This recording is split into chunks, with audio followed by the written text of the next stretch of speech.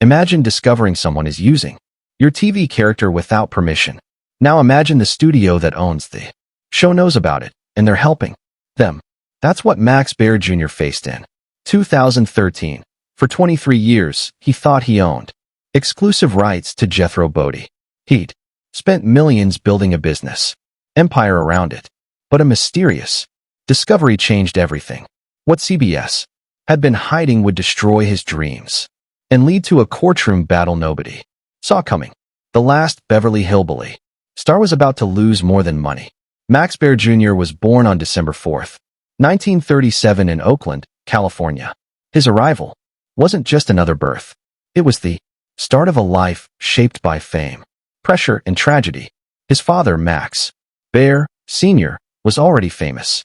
He was the heavyweight boxing champion of the world, known for his flashy style and powerful punches. His mother, Mary Ellen Sullivan, brought Irish roots into the family. The Baer name was in the headlines, and Max Jr. was born into a world of high expectations and heavy shadows. His father had won his world title just 3 years before Max Jr. was born. That victory and everything that came with it hung over the family like a cloud. As a boy in the Bay Area, Max Jr. saw the cheers and the sorrow that followed his father everywhere. It would shape how he saw himself and the world.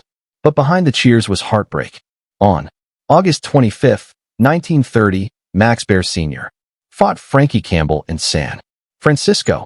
The match turned tragic. Campbell died the next morning. His brain had been knocked loose inside his skull. The details were so shocking that they haunted boxing for decades. Baer Sr. was charged with manslaughter and suspended for a year. But the punishment couldn't match the pain he suffered. Nightmares, started smoking, and was never the same. He broke down in tears when he spoke of it. Max Jr. grew up watching his father carry this guilt. He knew their fame was tied to a deadly punch. That night left scars that shaped Max Jr.'s soul. It made him kind, but it also left him struggling to find a life outside his father's tragic fame. His family's roots added to the weight he felt. His dad's father was a German Jew. His mother was Irish Catholic. In 1930s and 1940s, California, this made the Baers stand out. His father wore the Star of David on his trunks. He showed pride in his Jewish side at a time when hate against Jews was strong. But even as he did, some questioned if he was Jewish enough. Under Nazi laws, the Baers would have been seen as Jews. That thought haunted them during Hitler's rise.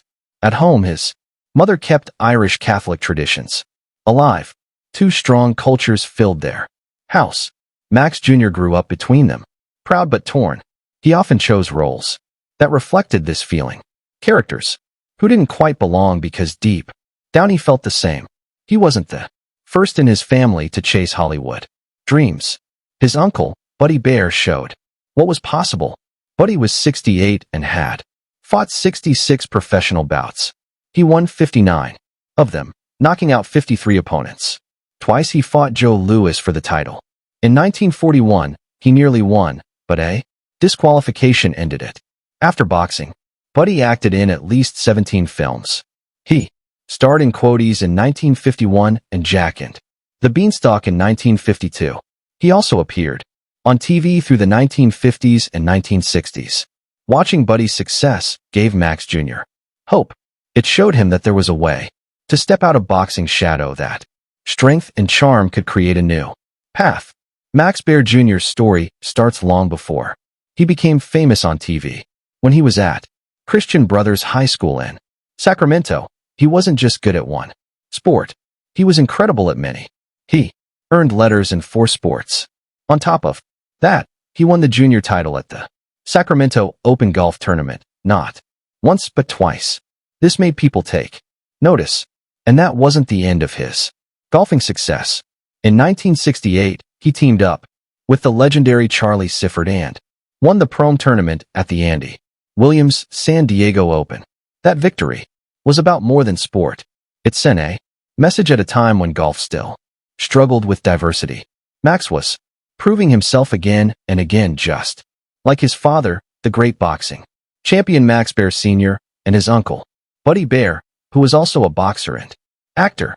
Something most people don't know is that Max's first acting experience didn't even happen in the U.S.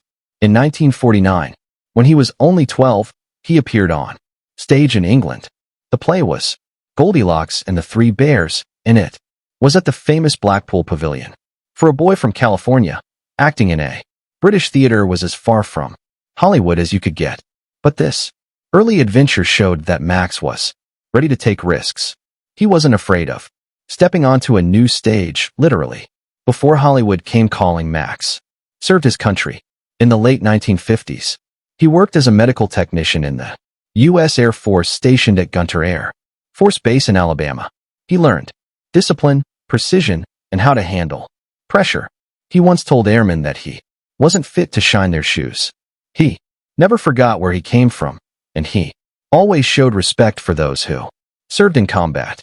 His service was honored on the Wall of Achievers at the Air Force Enlisted Heritage Hall. After leaving the military, Max went to Santa Clara University.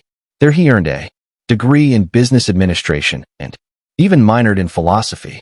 That mix of practical and thoughtful study shaped him in ways most fans never saw. People may have known him as Jethro, the not-so-bright country boy, but in real life he had a sharp mind and a talent for business. That education helped him later on, especially when he began producing and directing. His professional acting career started in 1960 with Warner Brothers. He worked hard taking small parts on shows like Maverick, 77 Sunset Strip, Surfside 6, Hawaiian Eye, and Cheyenne.